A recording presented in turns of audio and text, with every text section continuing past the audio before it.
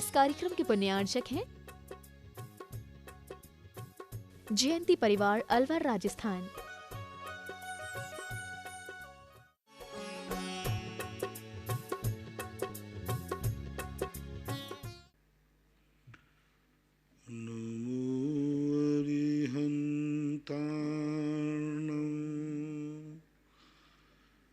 नमो सिद्धार्णं नमो आयर्याणं नमो वज्रायाणं नमो लोये सव्यसाहूर्णं।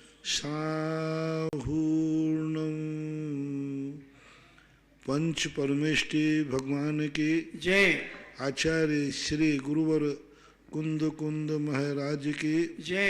आचार्य श्री गुरुवर विद्यासागर महाराज की जय। परम पूजनीय निर्यापक श्रवण मुनि श्री सुधा सागर जी महाराज की जय। चिल्लक श्री गंभीर सागर जी महाराज की जय। सभी जिज्ञासु एवं श्रोतागण अपने अपने स्थान से पूज्य मुनि श्री को नमोस्तु करें। जिज्ञासा प्रारंभ होती है। नविता जैन कोटा से पूछती हैं, नमोस्तु महाराज श्री, तत्वार सूत्र में आया है उपयोगो लक्षणम, तो जीव का उपयोग तो अस्थिर रहता है, फिर उपयोग को जीव का लक्षण कैसे कहा जाए? उपयोग किसी ज्ञेय की अपेक्षा स्थिर है, लेकिन उपयोग तो निरंतर बना रहता है ना।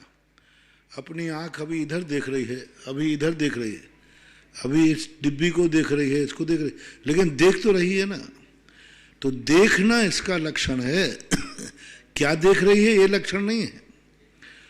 उपयोग अस्थिर है। अभी अपन मान लीजिए महावीर स्वामी को देख रहा है, फिर पारसनाथ को देख रहे, तो उपयोग महावीर स्वामी से पारसनाथ पे चला गया, लेकिन उपयोग तो वही है ना। अभी एक हाथ से अपन कोई काम कर रहा है, एक हाथ से, लेकिन हाथ तो एक ही है ना। तो वहाँ उपयोग का जो धारा है वह आत्मा का निरंतर कुछ ना कुछ जानती ही रहती है। तो जानने का उपनाम उपयोग है, ना कि वह क्या जान रहा है ये लक्षण नहीं है। किससे जान रहा है वह लक्षण है। हम आँख से क्या क्या देख रहे हैं ये आँख का लक्षण नहीं है। आँख का लक्षण है देखना।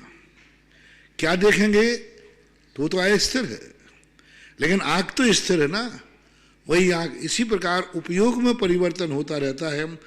जो परिवर्तन होगा उसका नाम भी उपयोग ही तो है ना। तो उपयोग की निरंतरता बनी रहने के कारण से वह लक्षण की कोटि में आ जाता है। निरंतरता के कारण उपयोग ध्रुव है, स्थिर है, शाश्वत है। चेतन और चेतन उपयोग तीनों भिन्न भिन्न है या एक ही है? शब्दों का व्याकरण कहना चेतन वो थोड़ा सामान्य है। चैतन्य जो चेतन के योग्य है। जब चैतन्य कहा जाएगा तो अपन पूछे कौन है चेतन? ज्ञान दर्शन। चेतन कहा जाएगा तो ज्ञान दर्शन ही चेतन है अपने आप में। तो ये व्याकरण के अनुसार कर्ता कर्म आदि बना देते हैं। योग्य, भव्य और भव, भवितव्यता, तो इस प्रकार के उनमें थोड़ा सा अंतर आ जाता है, लेकिन सामान्यतः एक ही माना जाएगा। पुनः इनका क्वेश्चन है, केवल ज्ञान जीव का लक्षण हो सकता है क्या? अगर नहीं हो सकता तो सिद्ध पद कैसे प्राप्त करेंगे? जीव का लक्षण कभी केवल ज्ञान नहीं होता। केवल ज्ञान पर्याय है, जैसे अभी आपने पूछा था। और केवल ज्ञान जो है यदि जीव का लक्षण बना दिया जाए तो संसार में रहने वाले सभी जीव अजीब हो जाएंगे, क्योंकि वो तो अरहंतों में ही पाया जाता है, सिद्धों में पाया जाता है। इसलिए ऐसा लक्षण बताओ बनाना पड़ेगा जो संसार सब में घट जाएगा। ज्ञान दर्शन, ज्ञान दर्शन उपयोग। अब उपयोग केवल ज्ञान रूप भी होगा, मति ज्ञान रूप भी होगा, अवधिज्ञान रूप भी होगा, सब में चलेगा। इसलिए केवल ज्ञान लक्षण नहीं हो सकता। पुनः इनका एक क्वेश्चन है, योग और उपयोग में क्या अंतर है? योग जो है मन वचन काय की पौद्गलिक परिणति है, पौद्गलिक धारा है। उपयोग चैतन्यानुविधायी उपयोग। जो चैतन्य का अनुविधायी है, आत्मा के साथ चलता है, वह उपयोग है। योग आत्मा के साथ नहीं चलते। ज्ञान दर्शन हम जिंदा हैं तब भी विग्रह गति में है, सब भी हमेशा था, लेकिन मन वचन काय हमारे हमेशा नहीं थे। मरण करने के बाद ये तीनों काय यहीं रह जाएंगे, मन वचन काय। कर्मण काय योग अकेला चला जाएगा, छोड़ दिया तीनों काय। दो कायों ने तो, दो योगों ने तो छोड़ ही दिया। वचन योग और मन योग विग्रह गति में नहीं होता। अब वहां पर योग नहीं है, बात उदय की अपेक्षा मान लो तो बात अलग है। तो इस प्रकार से उपयोग जो है चैतन्य का अनुविधायी होता है। योग एक उद्गल की परिणति है जो आत्मा के साथ जब रहती है तो वह मन वचन काय के स्थिर आत्मा को चलायमान करती है। जैसे मान लीजिए कोई व्यक्ति गिरा तो गिरने से चोट आई है कि पत्थर के टकराने से चोट आई है? चोट किससे आई? नहीं, चोट किससे आई? पत्थर से। गिरने से कोई चोट नहीं आती। यदि वहां पत्थर नहीं होता तो, यदि पत्थर नहीं होता, जाल बिछा होता, तो गिरने वाला तो जाल पे भी उसी स्पीड से गिरा, पत्थर पे उसे। जाल होता तो कोई चोट नहीं आती। तो चोट गिरने से नहीं आई, चोट पत्थर से आई है। यही देखा जाएगा। कई लोग कहते गिरे, अरे भाई वहां एक 2 इंच पहले एक पत्थर पड़ा था, यदि पत्थर से सिर टकरा जाता तो कबाड़ा हो जाता है। तो चोट गिरने से नहीं आती, पत्थर से आती है। इसी प्रकार मन वचन काय योग एक पत्थर है। ये जीव जब अपना उपयोग बहिर्मुखी होता है तो ये मन वचन काय उसको अच्छी बुरी चोट पहुंचाते हैं। अच्छे स्थान पे गिर गया शकुन दे देंगे, बुरे स्थान पे गिर गया तो गड़बड़ करेंगे। तो जो मन वचन काय योग हैं आत्मा को दुख पहुंचाते हैं, बांधते हैं। जो योगन की चपलाई ताते हुए आश्रव भाई। अब देखो यहां उपयोग की चपलता नहीं कही, ज्ञान दर्शन की चपलता नहीं कही, और वस्तुतः चपलता तो उपयोग में आई है। उपयोग में चल रहा है, उपयोग ने विषय बदला है, लेकिन आरोप किस पे जा रहा है? जो योगन की चपलाई। पत्थर ने चोट नहीं लगाई, चोट तुम्हारे गिरने से आई है। पत्थर तुम्हारे पास गया है कि तुम पत्थर के पास आए हो? भूल पत्थर की है कि गिरने वाले की है? गिरने वाले की है। लेकिन फिर भी सर्टिफिकेट बना, इसको चोट किससे आई? सर्टिफिकेट बना पत्थर से चोट आई है। पत्थर कहता है कि देखो मेरा बेरहल तो आरोप लगा रहा है, मैं इसके पास गया था कि ये मेरे पास आया था। भूल गिरने वालों की है, आरोप पत्थर पर गया। भूल उपयोग की है, आरोप योग पे चला गया कि संसार में कौन रुला रहा है, कौन बांध रहा है, किसके कारण से ये इसको तकलीफ हुई। बोले वहां एक बहुत बड़ा पत्थर पड़ा था, उस पत्थर से चोट आ गई इसको। सही डिसेक्शन यदि करते हैं तो पत्थर कौन हो जाएगा? भूल किसकी थी? गिरने वाले की, पत्थर की कोई भूल नहीं। ऐसे यहां समझना उपयोग में चंचलता आती है। पूज्यवर कुंद भगवान ने समय सार में इसलिए कहा जब उपयोग जघन्य स्थान में होता है तब ये योग चोट पहुंचाते हैं। यदि वो गिरने वाला सावधान होता तो पत्थर चोट नहीं पहुंचाता। असावधान वो हुआ है फिर चोट। ऐसे ही उपयोग में जघन्य स्थान पर उपयोग चला जाता है। जघन्य यानी पर पदार्थ में तव और मम करने लग जाता है, तब फिर वो योग इसको चोट पहुंचाते हैं। योगों के माध्यम से फिर इसको बंदी बनाया जाता है और फिर उसके कर्मों का बंद हो जाता है। आदि कुमार जैन वंट नागपुर से पूछते हैं, नमोस्तु महाराज जी, हमारे यहाँ पर स्वाध्याय परम तपा कहा है, ऐसा एक सूत हमने आगम में पढ़ा है।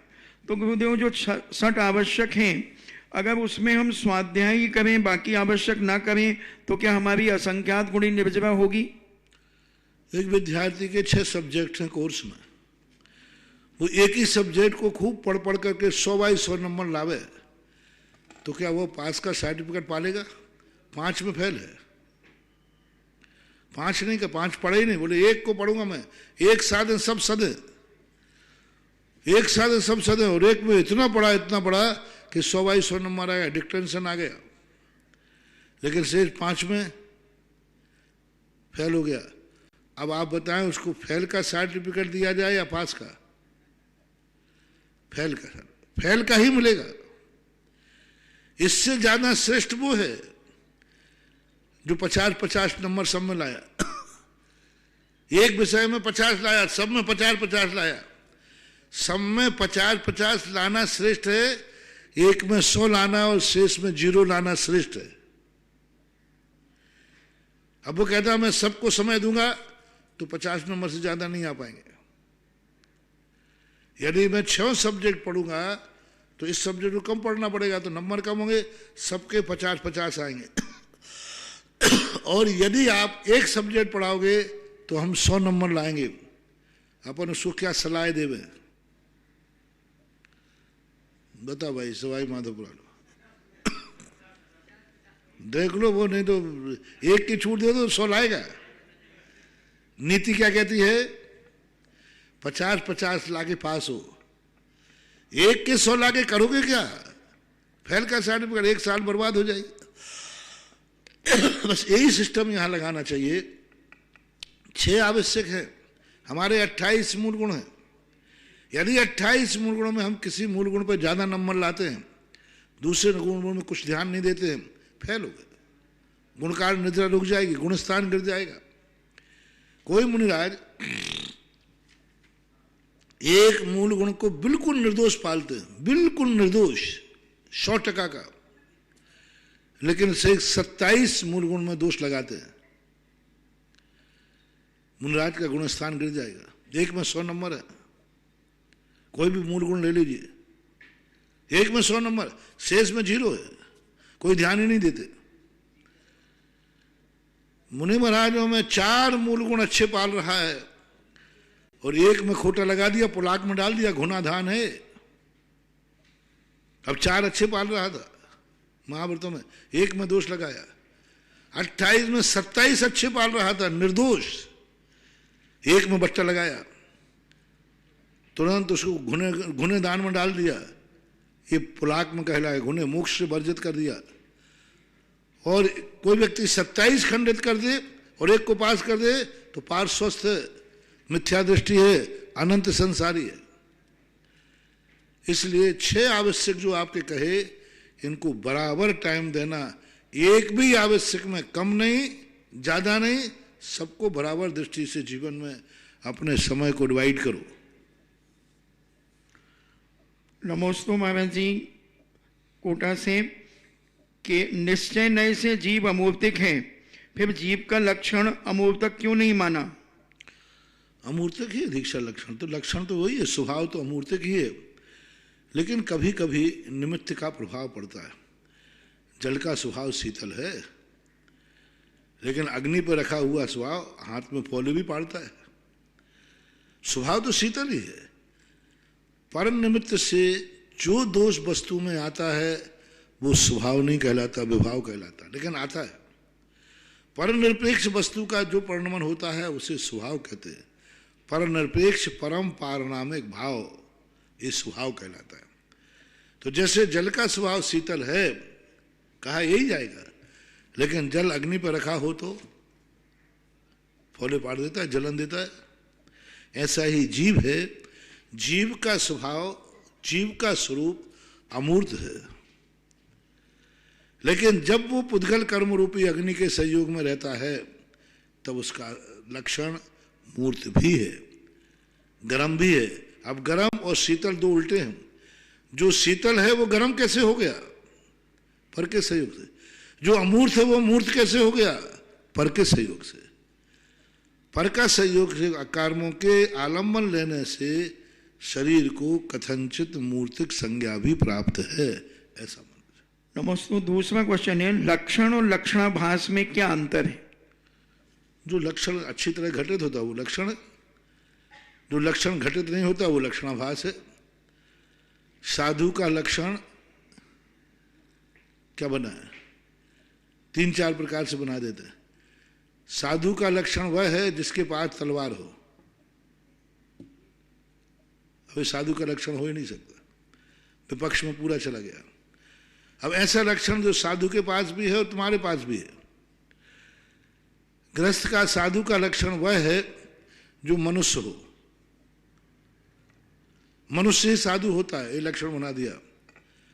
अभी अव्याप्ति है, अतिव्याप्ति है, अतिव्याप्ति हो गया क्योंकि विपक्ष में, श्रावक में भी जा रहा है, मिथ्या दृष्टि में भी जा रहा है, डाकू में भी जा रहा है। साधु का लक्षण क्या है? मनुष्य।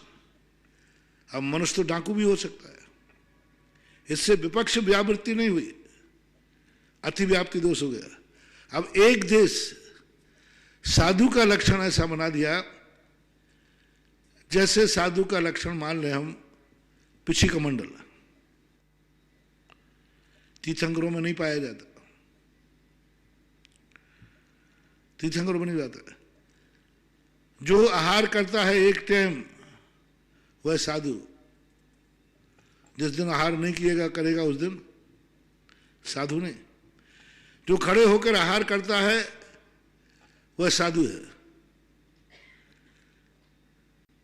अभी एक देश है जिस दिन आहार नहीं किया, गणधर परमेष्ठी आहार नहीं करते हैं, तो अव्याप्ति दोष कहलाता है। ऐसा लक्षण बनाओ जो सभी साधुओं में हमेशा पाया जाए।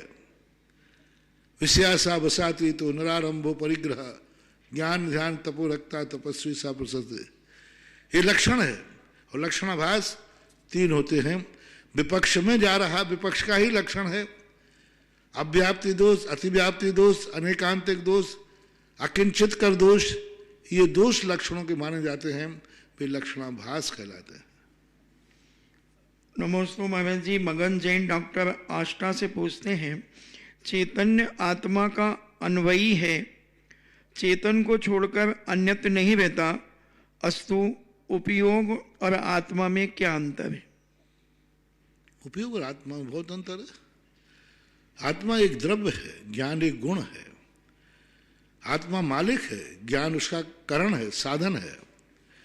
चैतन्यानुविधायी उपयोगः, चैतन्यानुविधायी, जो चेतन को धारण करने वाली आत्मा है उनका अनुकरण करना है।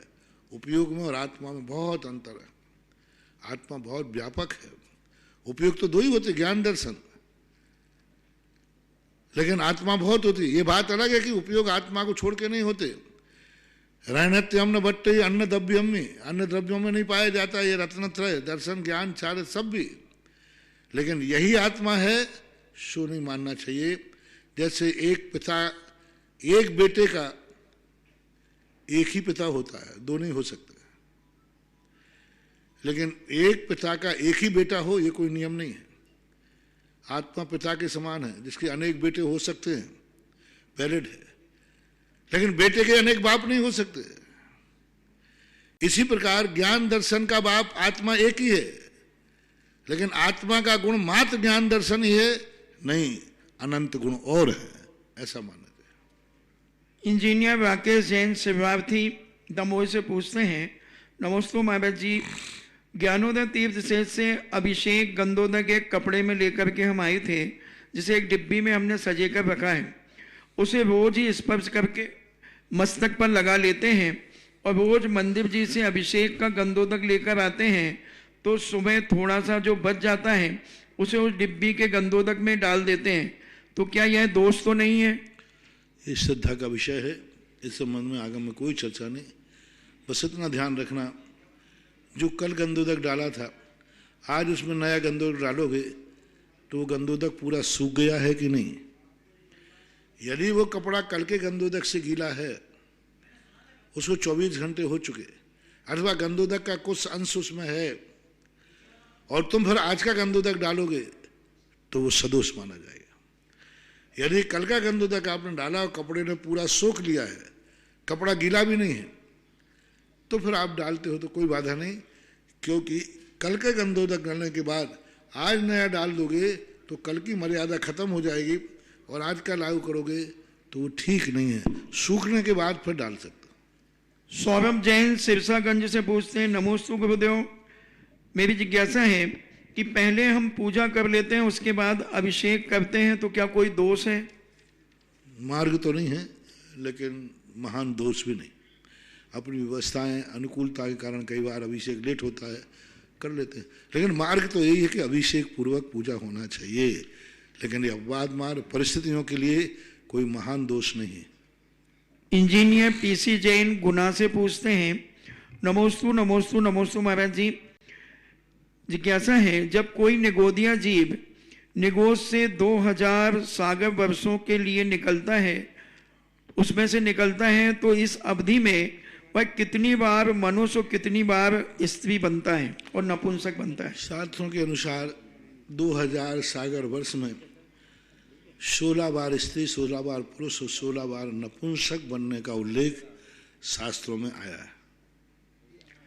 राजीव जैन शिवार्थी अमय पाटन से पूछते हैं, नमोस्तु गुरुदेव, क्या सुत केवली उसी भाव से मोक्ष जा सकते हैं या तीसरे भाव से मोक्ष जा सकते हैं? जाने में जा सकते हैं, लेकिन नियामक कारण नहीं। तीसरे भाव से जा सकते हैं, नियामक कारण नहीं। सुत केवली भी अर्धपुद्गल परावर्तन काल तक अर्थात असंख्यात भवों तक संसार में भटक सकते हैं, उत्कृष्ट काल की अपेक्षा। प्रवीण जैन वंड, मनुष्य के मरण उपरांत पंचक में वहां जाना चाहिए या नहीं? पंचक में, मरण के उपरांत पंचक में वहां जाना चाहिए या नहीं? वहां कहाँ? उसके घर, जिसके यहाँ कोई मर गया है। कोई बात नहीं। राजीव जैन अमर पाटन से, नहीं तो कोई पंचक में मर जाए तो 5 दिन तक कोई जलावे नहीं जावे, इसकी बात नहीं है। हाँ, जिसके घर में मरता है, मरण करते हैं, उसके लिए जरूर कुछ शास्त्रों में ऐसे उल्लेख आए कि नक्षत्रों में मरने वाले के लिए कुछ अनिष्ट के संकेत मिलते हैं, और कुछ कदाचित ऐसा देखने में भी आया है। तो उसके लिए जो विधि बताई है उस दोष को टालने के लिए, तो पंचक में मरने वाले व्यक्ति को बस इतना ही करना चाहिए, जब भी पंचक के जो कोई मरण को प्राप्त हो जाए तो भगवती आराधना के अनुसार तो उसके साथ में 5 घास के मुर्दे और ले जाना चाहिए। जीवित नहीं, मुर्दे, घास के बने हुए पुतले जीवित नहीं, मृत। जैसे अपन मृत जीव निकलने के बाद जला रहे हैं, उनको भी मृत मानना चाहिए। 5 मुर्दे हैं, 5 जीव नहीं। ये नहीं करने की अपेक्षा 5 श्रीफल जब आप मुर्दे को साथ ले जाएं, 5 श्रीफल साथ ले जाएं, और जहां पर आप मुर्दे को रखते हैं उसके बाजू में कहीं पेड़ के पास में फिर 5 श्रीफल रख के 9 बार नमोकार मंत्र पढ़ने। पंचक में मरण करने का ये सबसे बड़ा निदान। कई स्थानों पर बहुत लोगों के यहाँ ऐसी घटनाएं घटती हैं, क्योंकि मौत को तो अपन रोक नहीं सकते, कब मरना है किसको, लेकिन कुछ ना कुछ दस्तूर वहाँ होना चाहिए। ये तांत्रिक कहलाती विद्या, इसमें कोई ना कोई तो होना चाहिए। 5 बादाम जाके रख दीजिए वहाँ पर, 5 श्रीफल जाके रख दीजिए वहाँ पर, तो वो एक होता है उसका, तो ऐसा नियोग है, करना चाहिए। राजीव जैन पुनः एक अमर पाटन से पूछते हैं, नमोस्तु महाराज जी, 12 समूह शरण जी में 12 कोठों के देवों और देवियों के विराजमान रहती हैं। ऐसा सुना है कि समूह शरण में कोठों में जो देव देवियां बैठे रहते हैं, तो देवों के शरीर तो दिखता नहीं है, तो समूह शरण में किस प्रकार दिखता होगा? दिखता है ना, समूह शरण में सब बड़ी सभाएं दिखती है, सब एक दूसरे को देखते हैं। समूह शरण में सब देखने में आता है। समूह शरण में कोई छुपा हुआ नहीं बैठता, जो वचन सुनने बैठते हैं वे सब एक दूसरे को देखते हैं। परम पूज्य आचार्य गुरुदेव श्री विद्यासागर जी महाराज के आज्ञानुवर्ती शिष्य निर्यापक श्रवण मुनि पुंगव श्री सुधा सागर जी महाराज के मुखारविंद से देश विदेश में अपने घरों पर विराजित टीवी के समक्ष जिनवाणी चैनल के माध्यम से, सुधा कलश चैनल के माध्यम से जिज्ञासा भेजने वाले, सुनने वाले उन सभी भक्तों की ओर से गुरुवर के चरणों में त्रिवार नमोस्तु नमोस्तु नमोस्तु। इस क्षेत्र पर चल रहे असीमकालीन भक्तामर हेतु नाम आया था श्रीमान सुखानंद कंचन जैन, मोहित जैन, कुमकुम जैन लब्धि के जन्म दिवस के अवसर पर पटपटगंज दिल्ली से तपोदय तीर्थ पर विधान करने की भावना भाई असीमकालीन। स्वर्ण दान गौशाला के लिए 11,000 रुपए की राशि अक्षय जी, पायल जी, बाकलीवाल अजमेर। स्वर्ण दान विश्व के बड़े बाबा की वेदिका पर स्वर्ण कार्य हेतु 51 रुपए कायरा सुपोत्री वृत्ति श्राविका डॉक्टर बिमला जैन पाटनी नई दिल्ली के जन्म दिवस के अवसर पर 51 रुपए की राशि शोभित श्रद्धा शुद्धि श्रेष्ठ जैन परिवार बाकड़ पुणे। एक सहस्कूट जिनालय जो कि तपोदय तीर्थ में बन रहा है, इसके लिए एक प्रतिमा विराजमान करने की भावना भाई है 1 लाख रुपए की राशि से। अशोक कुमार, श्रीमती सुगंधी, नीरज, निधि, नीलेश, नेहा, नितेश, अनुवा, आशीष, नाभि, विधिय, विशिधा उत्सव यसी अर्जिता झील जीनी नीर अनंत हर्षित जैन समाज ठेकेदार परिवार बंडा सागर पंचगणा हेतु समय सहयोग प्रदान करने की भावना से 11,000 रुपए की राशि जयंत कुमार श्रीमती राजेश झांझरी राहुल झांझरी अभिषेक झांझरी गुना केंट। गौशाला हेतु वृक्षारोपण के लिए 51 रुपए की राशि भाविक जैन जिसकी आयु 1 वर्ष है के लिए सुशील कुमार जैन दिल्ली ने भेजा है। 1,11,000 रुपए में यहाँ पर होने वाले पंचगणा प्रतिष्ठा में प्रतीन्द्र इंद्र बनने की भावना भाई है सुशील कुमार उमा देवी अंकित दिशा जैन गंगवाल परिवार बिजोलिया। प्रथम जिज्ञासा है महाराज श्री आपके आशीर्वाद से चारू जैन कैलिफोर्निया यूएसए से पूरे परिवार का नमोस्तु महाराज श्री। मेरी जिज्ञासा है कि 12 भावनाओं को शंबर का कारण बताया है तो क्या हम गृहस्थ भी जितनी देर 12 भावनाओं का ध्यान या चिंतन करते हैं उतनी देर के लिए कर्म का शंबर करते हैं या हम उस समय पुण्य का आश्रय करते हैं? कृपया समाधान दें। कुछ ना कुछ तो संबर होता ही है। जब जब पुण्य का आश्रय होता है अच्छी भावनाओं के द्वारा वहाँ पाप का संबर भी होता है। तो क्यों नहीं संबर भी कर रहे हैं आश्रय भी कर रहे हैं। देखो 12 भावनाओं को इन भावना आदि के लिए व्रत आदि 2 प्रकार के होते हैं। उधर तत्वार्थ सूत्र में व्रत समिति आदियों को संबर का कारण भी कहा और वहाँ व्रत समितियों को 7वें अध्याय में आश्रव का कारण भी कहा, शुभाश्रव का। शुभाश्रव के कारण में क्या कहा? व्रत समिति गुप्ती आदि सराग संयम आदि। तो यहाँ उनको व्रतों को ले लिया। तो अब यूँ मानना चाहिए जितना उसने पाप की निवृत्ति की है उतना तो निवृत्ति का तो संबर है, लेकिन प्रवृत्ति का असुहे निवृत्ति सुहे पवित्ति असुहादो विनिवृत्ति सुहे पवित्ति जान चारितम बदसम दिगुत्य रूपम बहुहार नया दुजन भणियम।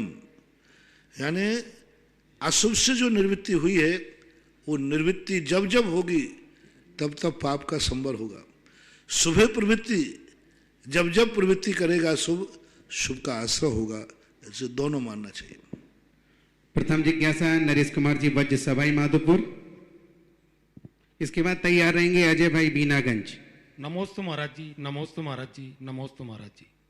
आज सवाई माधोपुर से सकल दिगंबर जैन समाज एवं चमत्कार जी कार्यकारिणी एवं स्कूल कार्यकारिणी पूरी आपके चरणों में आई है और उन सबकी तरफ से त्रिकाल नमोस्तु नमोस्तु नमोस्तु। महाराज जी आज सकल दिगंबर जैन समाज सवाई माधोपुर में श्री सुधा सागर शिक्षण संस्थान चालू करने का आशीर्वाद लेने के लिए आई है और सकल दिगंबर जैन समाज के 2021 में सवाई माधोपुर में चतुर्मास आपका हो तो हम ऐसा क्या करें कि आपका चतुर्मास सवाई माधोपुर में हो 2021 में। सवाई माधोपुर एक छोटा सा सबसे छोटा जैन समाज की अपेक्षा से जिला है और स्थान है। इन्होंने एक सबसे बड़ा काम किया था उस चतुर्मास के समय हजारों साल पुराने रणथंबोर तीर्थ क्षेत्र को सर्वार्थ सिद्धि क्षेत्र बनाया। जय हो। उसके बनाने के बाद या तो ये पूरे नशे में चले गए थे। कभी कभी क्या है व्यक्ति खुशी में इतना मस्त हो जाता है पर वो कुछ भी नहीं करता, अरे इतना बढ़िया काम हो गया, इतना बढ़िया काम हुआ। और या फिर इस बेचारे सवाई माधोपुर ने इतना अच्छा काम किया था कि इनको नजर लग गई थी। तो ये अभी 5-6 साल से बिल्कुल सुप्त थे। बीच में एक कार्य किया चमत्कार जी का पंचकल्याण। उस समय विद्यालय को करने की एक बात सामने आई। कई स्थानों पर जगह है लेकिन भावनाएं नहीं है, कई स्थान पर भावना है लेकिन जगह नहीं है। लेकिन सवाई माधोपुर के पास बहुत अच्छा जगह पड़ी थी, उसका उपयोग करने का भाव आया और पूरी समाज ने कहा पंच कल्याणक से जो भी आय होगी उससे कोई शैक्षणिक कार्य होना चाहिए। जय हो। शिलान्यास भी हुआ, लेकिन ये लोग बिल्कुल अभी कितने साल हो गए, 4-5 साल हो गए, अब जागे हैं। लेकिन हालांकि इतने लेट जागने से डांट के अधिकारी है,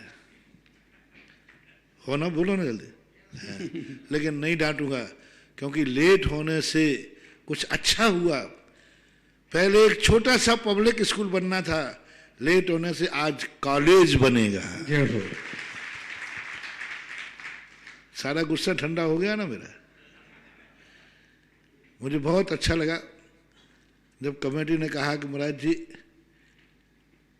कि हम लोगों ने सबने भाव बनाया है, आपका आशीर्वाद हो। एक पब्लिक बाल के बार स्कूल खोलने का भाव था, लेकिन सबकी राय हुई कि नहीं, कॉलेज, और उसमें भी गर्ल्स कॉलेज आज सबसे बड़ी मांग है, क्योंकि को एजुकेशन का जमाना जा रहा है। तो इन्होंने आज कॉलेज खोलने का जो मन बनाया, सबसे पहला कॉलेज खुला था ललितपुर के अंदर, बहुत वर्ष, शायद 91-92 की बात है, 91 की जो सन आगे भी। उस समय एक व्यक्ति ने मात्र इतना ही कहा था, महाराज साधु तो आए हैं और गए हैं, चले जाते हैं, लेकिन एक वर्णी जी का चतुर्मास यहाँ हुआ था, इंटर कॉलेज बना था। और आपके प्रश्नों से ऐसा लगता है कि आप भी उसी बातों को आगे बढ़ाते हैं, कम से कम कुछ होना चाहिए। तो वहाँ की समाज ने गर्ल्स कॉलेज खोलने के लिए इंटर कॉलेज, वहाँ इंटर कॉलेज चलता है यूपी में, खोला था। दूसरा कॉलेज अभी बिजोलिया वालों ने बहुत बड़ा कार्य करने का इस चतुर्मास क्या उसके पहले चतुर्मास में यहाँ भी एक कॉलेज खोलने के लिए संकल्पबद्ध हुए। तीसरा कॉलेज अब आज है, क्योंकि 4 साल पहले तो पब्लिक स्कूल बन रहा था। आज सवाई माधोपुर में भी एक नंबर जैन कॉलेज खोलने का इन्होंने आशीर्वाद लिया। इसलिए अब डांट के अधिकारी नहीं होकर के दोनों हाथ से आशीर्वाद के अधिकारी हैं। बहुत अच्छा कार्य कर रहे हैं। करो धार्मिक, अपने घरों के कार्य, अपने पारिवारिक कार्य के साथ में हर व्यक्ति को 2 कार्य साथ में हमेशा लेके चलना चाहिए, एक धार्मिक और एक सामाजिक। सामाजिक परिस्थितियों को हम जितना संभाल के रखेंगे, हमारा धर्म संभलेगा। मैंने कहा ना, मंदिर कितना भी पावन हो, रास्ते यदि गंदे हैं तो मंदिर कब तक शुद्ध होगा। समाज रास्ता है, धर्म मंदिर है। मंदिर धर्म के रास्ते समाज में से आते हैं, इसलिए समाज को भी संभालना। तो आज जो आप लोगों ने संकल्प किया, बहुत अच्छा निर्णय हुआ। और ये भी संकल्प किया, इस माह के अंदर अंदर हम कॉलेज की बिल्डिंग का कार्य शुरू कर देंगे। जय हो। और इतनी बड़ी समाज सभा आई संकल्प होकर के, और सब युवा लोगों ने किया है। और युवा लोग जब किसी काम को ठानते हैं तो मैं बड़ा खुश हो जाता हूं कि अब काम हो जाएगा। क्योंकि मुझे मैं नहीं कह रहा हूं इसलिए, भरत चक्रवर्ती ने कहा था, आदिनाथ भगवान के बेटे ने, उन्होंने 16 स्वप्न देखे थे कि पंचम काल में जिस कार्य में बच्चे लोग आगे करके बढ़े, समझ लेना उस कार्य में सफलता मिलेगी। क्योंकि उन्होंने स्वप्न देखा था, पंचम काल में हाथी को खींचने वाला रथ तुरंत के जन्म लेने वाले बच्चे खींच रहे हैं। हालांकि उनके घुटने टिक रहे हैं, लेकिन फिर भी वो खींच रहे। तो भगवान की वाणी तो झूठी हो नहीं सकती। इसलिए युवा लोग सब आगे आए, जो नहीं आए उनको आशीर्वाद। सवाई माधोपुर में एक ऐसा कॉलेज खुलना चाहिए जो जैन समाज का मस्तक ऊंचा रखे, कि जैन मात्र मंदिर तक ही सीमित नहीं है, जैन समाज राष्ट्र और समाज की भी बहुत बड़ी उपयोगी शाखा है, धरोहर है। इसके लिए आशीर्वाद। रही बात मेरे आने जाने की, तो तुम्हें तो मालूम है कि ना तो मेरे हाथ में है ना तुम्हारे हाथ में। बस तुम तो काम किए जा, खुद ही को कर बुलंद इतना कि खुदा बंदे से पूछे कि तेरी रजा क्या है। जय हो। अगली जिज्ञासा जय बीनागंज के बाद तैयार रहेंगे प्रकाश चंद जी, जैन सवाई माधोपुर। गुरुदेव, सुबोधय कमेटी की ओर से कोटि कोटि नमन और मेरे परिवार की ओर से कोटि कोटि नमन। गुरुदेव, आपने सुबोधय तीर्थ पर नंद्यावर्त की स्थापना करवाई थी, उसकी ऐसी क्या महिमा है कि जो कोई भी बीमार होता है वो वहाँ पर एक श्रीफल चढ़ाता है और डॉक्टर के पास जाता है और सकुशल लौटता है। बस कृपया नंद्यावर्त की महिमा का। कोई भी तीर्थ की स्थापना के पीछे उसका कोई ना कोई इतिहास जुड़ा होना चाहिए। नंद्यावर्त एक वो शाश्वत अविनाशी शक्ति है जिसे प्रलय काल की विभीषिका भी नष्ट नहीं कर पाते। जब प्रलय काल के अंत में यहाँ 7 दिन की कुवृष्टियाँ होंगी तब ये पृथ्वी पहाड़ सब जलकर राख हो जाएंगे। 1000 योजन तक पृथ्वी जलकर भस्म हो जाएगी। आग बरसेगी, जहर बरसेगा 49 दिन तक रेगुलर।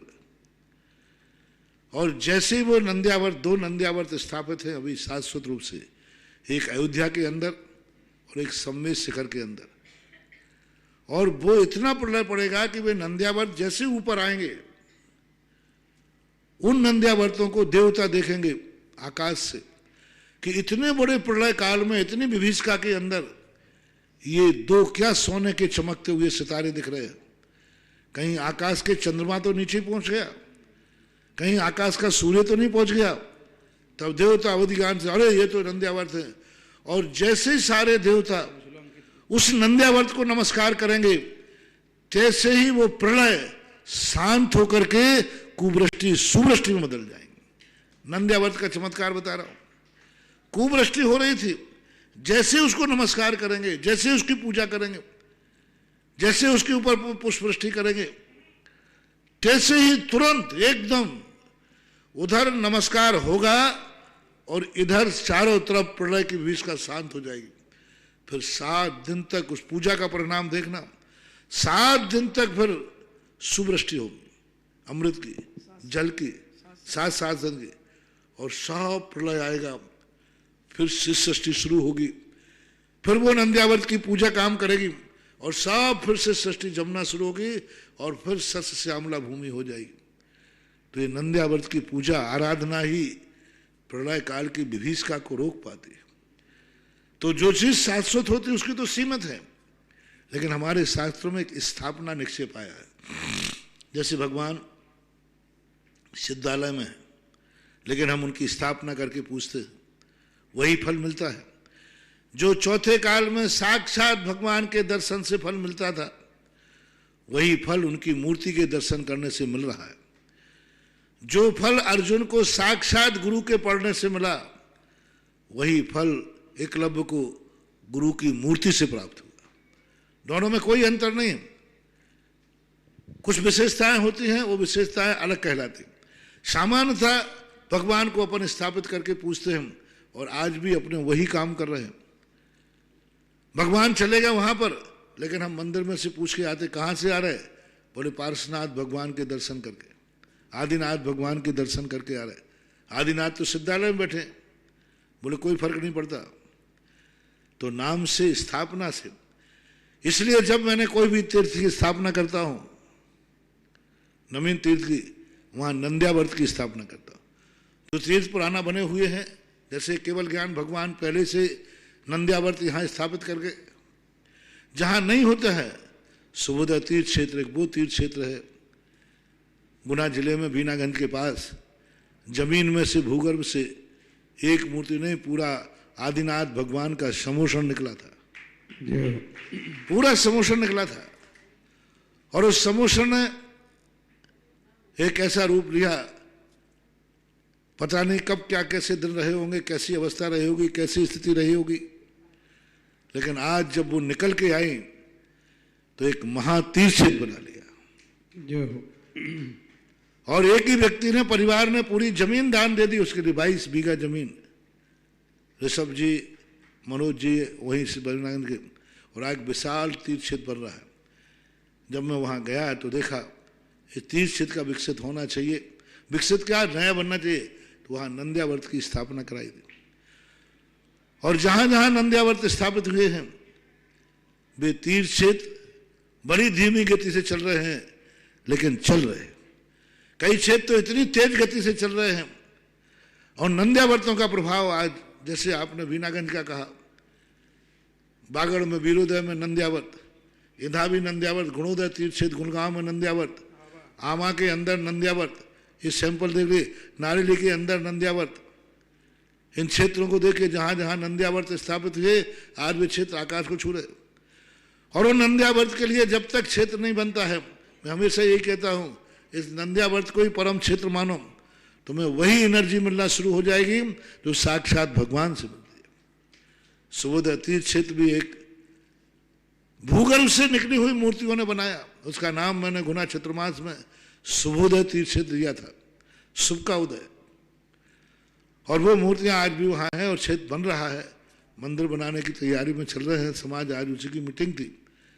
ऐसे तीर्थ क्षेत्रों को लोगों से मेरा कहना है, जो आसपास के लोग हैं, गुना जिले से पूरा मेरा कहना है, गुना जिले के पास बात एक बजरंगगढ़ क्षेत्र है पुराना, लेकिन एक सुबोध क्षेत्र भी एक क्षेत्र है।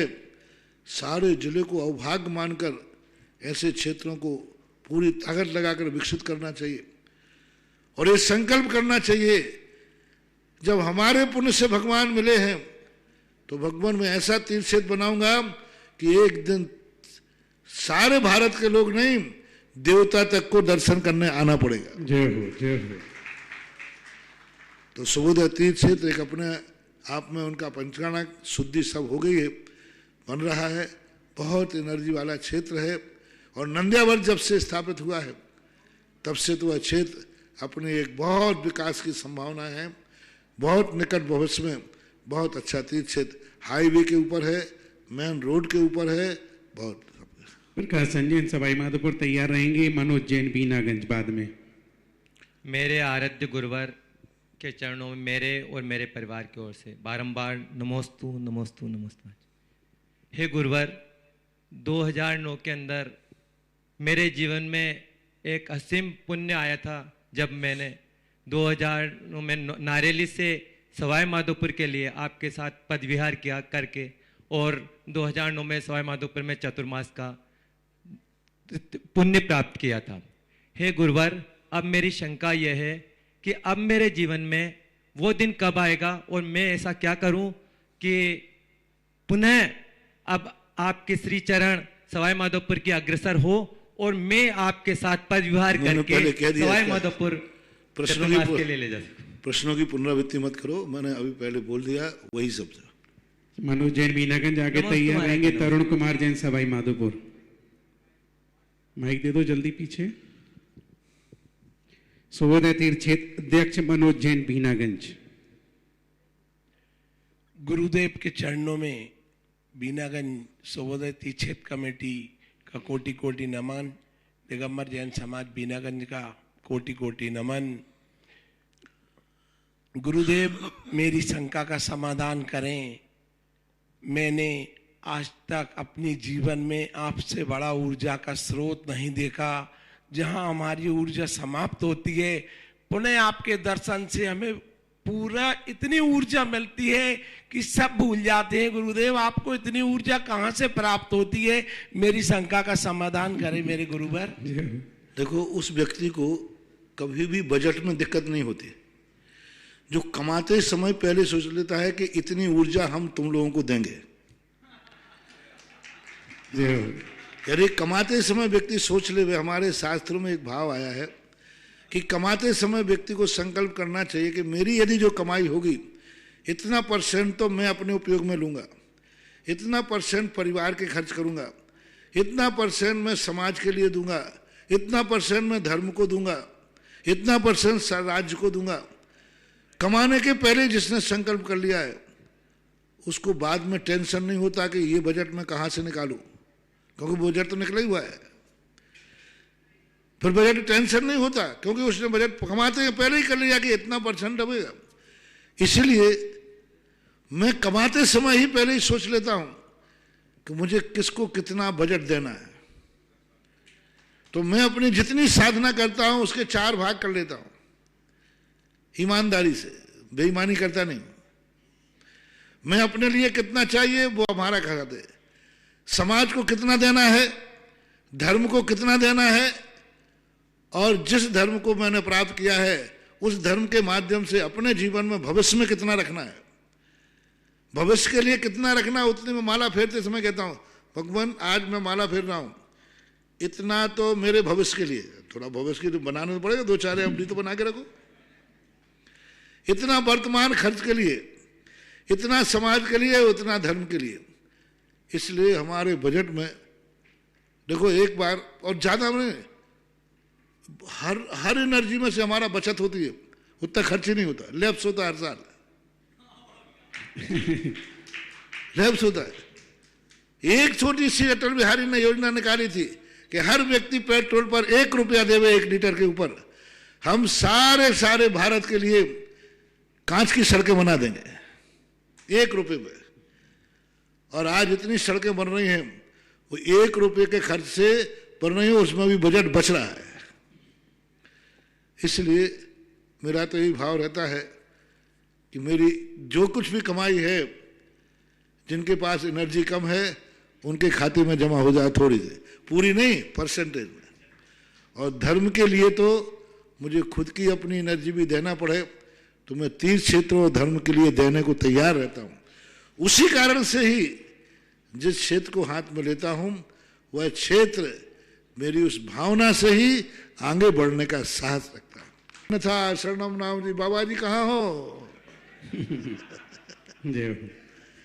कोई बात नहीं। परोपकाराय सताम विभूति, परोपकाराय दुहंति गावः, परोपकाराय वहंति नद्यः, परोपकाराय तरु प्रसूति। वृक्ष हमेशा, वृक्ष दिखावे अपने फल, वृक्ष हमेशा परोपकार के लिए फल देता है। गाय कभी अपना दूध नहीं पीती। परोपकाराय दुहंति गावः, परोपकाराय वहंति नद्यः, परोपकार के लिए नदी बहती रहे। और परोपकाराय सताम विभूति, साधुओं की जो विभूति होती है वो परोपकार के लिए ही होती है। अगली जिज्ञासा तरुण बज्जे सवाई माधोपुर, इसके बाद तैयार रहेंगे अंकित भाई कुमराज। मेरे भगवान, मेरे गुरुदेव के चरणों में नमोस्तु नमोस्तु नमोस्तु। गुरुदेव, कभी हम कोई कार्य करने की भावना करते हैं परंतु परिस्थितियां अनुकूल नहीं बैठती, तो हम ऐसा कौन सा पुरुषार्थ करें कि परिस्थितियां अनुकूल हों और हमारे कार्य करने के जो भाव पूरे हों? जब प्रतिकूल परिस्थिति आती है तो कारण पर विचार करना चाहिए, ऐसा क्यों हुआ, क्या कारण है, ऐसा क्यों हुआ, उस कारण को खोजो। और जैसे ही कारण पता चल जाएगा बस उस कारण से दूर हट जाओ, परिस्थितियां अनुकूल होना शुरू हो जाएगी। हम अनुकूल बनाने की परिस्थितियां तो छोड़ते हैं, लेकिन ये प्रतिकूलता किस कारण से आई उस कारण को नहीं हटाते। हम डॉक्टर के पास जाते हैं, डॉक्टर साहब मुझे बुखार आ रहा है, पर ये नहीं सोचते बुखार किससे आया है, उस कारण को पहले समझो। तो जब जब कोई स्वाध्याय किस लिए किया जाता है, प्रवचन किस लिए सुने जाते हैं, कारण जानने के लिए। कारण क्या है, मुझे जीवन में ऐसी प्रतिकूलता क्यों आई। अंजना को जब गुरुदेव मिले जंगल में, उसने ये नहीं पूछा कि भगवान मेरा अनुकूल वातावरण कब आएगा, उसने एक ही बात पूछी, मेरे साथ जो संकट आया ये क्यों आया। मुझे ये नहीं जानना है कि मेरे अच्छे दिन कब आएंगे, मुझे ये जानना है कि मैंने ऐसा क्या किया था। बस यही प्रश्न किया कि मुझे तो कारण बता दो कि मैंने कौन सा अपराध किया था। कितना बड़ा तर्क है। उसने अपनी प्रतिकूल परिस्थिति का कारण पूछा और कारण जानने के बाद उसने आगे कुछ नहीं कहा। उसने कहा फिर सजा मुझे ठीक मिल रही है। खुश हो गई अंजना, अभी तक दुखी थी, अब कहती है कोई बात नहीं है, जब मैंने ऐसा अपराध किया है तो मुझे ये सजा मिलना चाहिए। और कम क्यों मिल रही है, 22 वर्ष क्यों, 22 सागर मिलना चाहिए। तो अपन को जब अपनी जिंदगी में आया हुए संकट का कारण खोजो, शास्त्रों से, गुरुओं से, चिंतन से, मनन से, कि मेरे जीवन में प्रतिकूल परिस्थिति आई क्यों, क्या खोट किया मैंने, क्या अपराध किया मैंने, क्या गलती की। जैसे ही अपन को वो पता चलेगा, अच्छा ऐसी गलती से ऐसा हुआ है, आज से मैं इस गलती का त्याग करता हूं, बस उसी दिन से शुभ की बात करने लग जाएगी। अंजना ने जैसे ही कहा, मैंने मूर्ति को छुपाया था, भगवान मैं नियम लेती हूं, आज के बाद किसी के धर्म कार्य में विघ्न नहीं डालूंगी, किसी धर्मात्मा से ईर्ष्या नहीं करूंगी। बस उसी दिन से शुभ होना शुरू हुआ और शुभ आ जाता। अगली जिज्ञासा अंकित कुमरा, इसके बाद तैयार रहेंगे योगेंद्र जी पापड़ीवाल सवाई महाराज जी माधोपुर। नमोस्तु नमोस्तु नमोस्तु। महाराज जी जैसे आपने अभी बोला था कि मैंने सारे क्षेत्रों के कमेटी को और सबको एनर्जी दे दी है, ऐसा हम क्या करें सुबोधे तीर्थ क्षेत्र जल्दी से जल्दी बने? देखो, मेहनत तो तुम लोगों को करना पड़ेगी। तुम महाराज बाप की संपत्ति पर ही यदि आसार में बैठे रहो, अब ये भी कह दूं, नहीं तो तुम लोग कहो अब तो महाराज जी ने कह दिया, हमारे महाराज जी बार मनोज जी कहेंगे महाराज जी की कमाई में अपना परसेंटेज फिक्स है। पर तुमसे भी मैं कहता हूं कि पूर्वजों की संपत्ति उतनी ही लेना चाहिए जितने की दूध जमाने के लिए जामुन लिया जाता है। 5 किलो दूध जमाना है, कल के दही का जामुन कितने ग्राम का? 10 ग्राम बहुत है। 50 ग्राम ले लो, और क्या करो। 50 ग्राम दही पूर्वजों का लेकर के और 100 किलो 5 किलो 10 किलो दही जमाना है, तो आप लोग मेहनत तो तुम्हें खुद करना पड़ेगी और परिश्रम करिए। आजकल परिश्रम के क्षेत्रों को उठाने के बहुत बड़े बड़े साधन मैंने दे दिए। मेहनत करना पड़ेगी, आपको खुद मेहनत करना पड़ेगी। एक सबसे बड़ा एनर्जी का केंद्र आपको नंद्यावर दिया, दूसरा जो विकसित क्षेत्र हो गए हम उनमें सब में एक हमने असीमकालीन भक्तांबर पाठ का एक संकेत दिया है। असीमकालीन भक्तांबर पाठ, प्रतिदिन जिस तीर्थ क्षेत्र पर भक्तांबर पाठ का विधान होगा वो क्षेत्र अतिशयों की ऐसी बरसात करेगा कि लोग वहां पड़े रहेंगे अपने दुख दूर करने के लिए। अब इसके लिए 365 सदस्य बनाना ऐसे नहीं कि तुमको आज ही आशीर्वाद दे दो, अंतराल नहीं पड़ना चाहिए। फिर 365 समय, अभी देखो चांदखेड़ी वालों ने घोषणा कराई थी, आज उनके 400 सदस्य लगभग हो गए। वहां तो खैर प्राचीन क्षेत्र था, आपके वहां पर जितने अस्पेर में है 365 नाम कीजिए आप नंद्यावर्त भक्तांबर के, उसमें नंद्यावर्त स्थापित किया जाता है जो भक्त को दिया जाता है। भक्त अपने घर ले जाते, लोग कहते हैं नंद्यावर्त का क्या करेंगे, अभी मैंने महिमा बता दी। तो आप थोड़ी मेहनत करें तो बहुत सारे कार्य हो सकते हैं। मेहनत तो आप लोगों को करना पड़ेगी, बिना मेहनत के कल का दही तो जामुन के समान मिलेगा, क्योंकि हमने हिस्सा तो रख दिया है लेकिन हमारे हिस्सेदार कितने हैं? बहुत। महाराज जी पहला नाम मैं अपना खुद ही देता हूँ नंदावर्त। नहीं, एक से काम चलेगा नहीं, ऐसे कुछ नहीं होता। 365 नाम करो और लाओ, 100 तक भी मैं सुनने वाला नहीं हूँ। दूसरा नाम हमारे बिमल डॉक्टर साहब, आप 365 नाम करिए फटाफट, जितने जल्दी कर लोगे मैं यहीं से तुम्हारे वहां का विधान शुरू करा दूंगा। महाराज जी नाम तो मिलेंगे, कम से कम बिना नाम के कैसे, उसके लिए हमें क्या करना पड़ेगा? उसके लिए संगठन और उत्साह है। हमेशा हर व्यक्ति जो वहां निकटवर्ती होते हैं वे समय देवें, उत्साह रखें और निकटवर्ती लोग अपने आप में अभाग्यशाली माने कि मुझे ये नाम अभी आया है आरोन से राजेंद्र जी झंडा, आवन से दीपक जैन और कुमराज से अक्की जैन। वो तो ठीक है, लेकिन एक साथ कर लो फिर कर देंगे, ठीक है ना? चले आगे चले। चलिए अगली जिज्ञासा योगेंद्र जी पापड़ीवाल सवाई माधोपुर, और इसके बाद गिरीश भाई कुमराज। महाराज श्री के चरणों में नमोस्तु नमोस्तु नमोस्तु। महाराज श्री, मेरा प्रश्न यह है कि पूजन करते समय जब अपन काम बाण विस्मृशनाय पुष्पम निर्वामति स्वा बोलते हैं, तो काम बाण विस्मृशनाय के पुष्प क्यों चढ़ाते? पुष्प का एक नाम मनोज है, पुष्प को एक बोलते। पुष्प जो है एक काम का प्रतीक माना जाता है, क्योंकि वह भी अपने आप में उसी प्रकार का सुगंधित पदार्थ है और पुष्प को एक काम का स्तंभ माना गया, इसलिए उसको चढ़ाते हैं।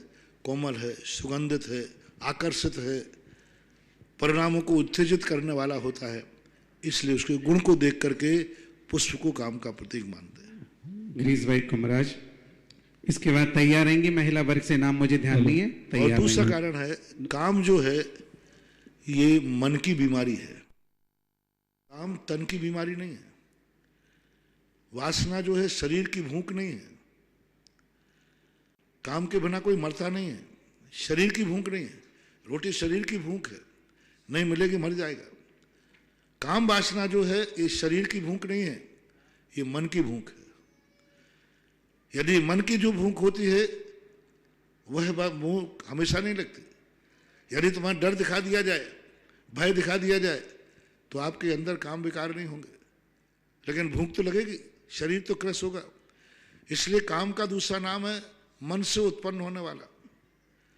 और जो कब फूल होता है ये भी मन को आह्लादित करता है, मन को अंदर से एक प्रकार का उत्तेजित करता है, प्रफुल्लित करता है। क्या फूल है, शरीर की मांग नहीं है उसकी फूल को। कोई और फल तो खाने में आता है, फूल कोई खाने की वस्तु नहीं है। फूल मात्र देखने की वस्तु है, फूल मात्र सजाने की वस्तु है, फूल श्रृंगार के काम आता है। खाने में बहुत कम, वो ठीक है गुलाब का फूल, गुलदस्ता, गुलकंद आदि बनाते हो, वो कोई वो नहीं। 90% फूल किस काम में आता है?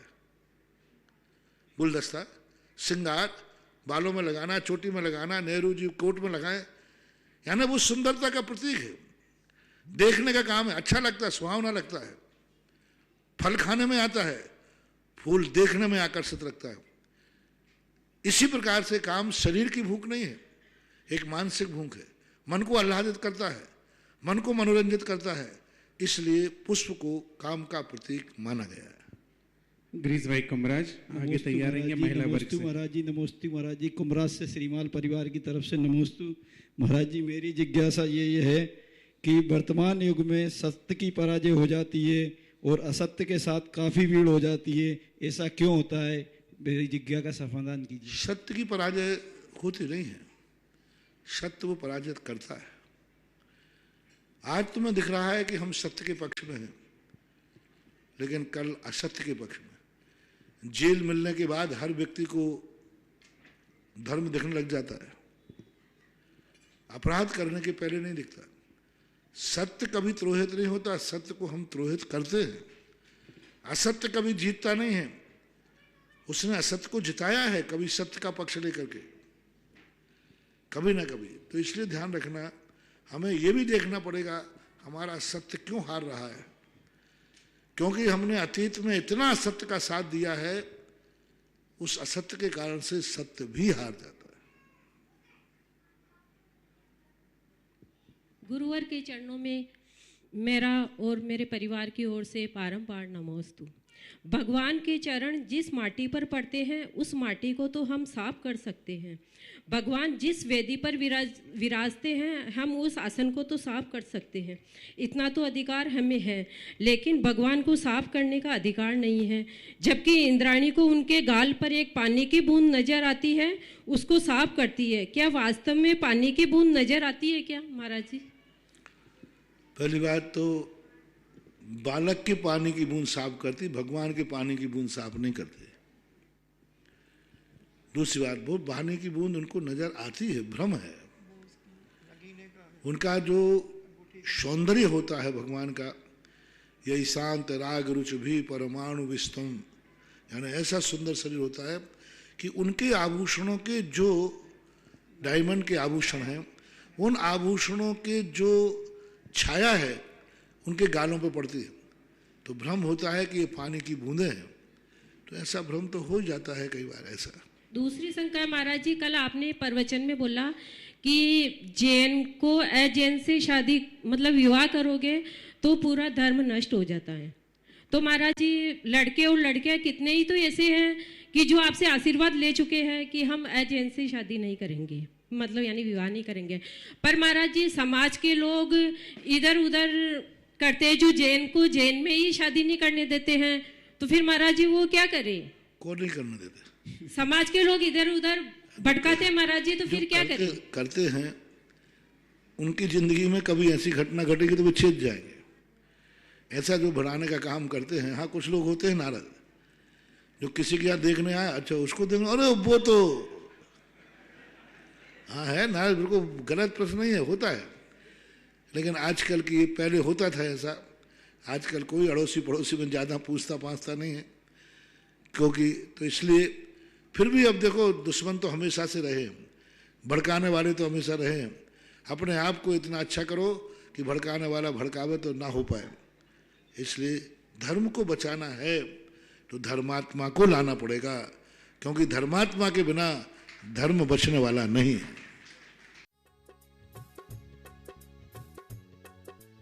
इस कार्यक्रम के पुण्यार्चक थे जयंती परिवार अलवर राजस्थान।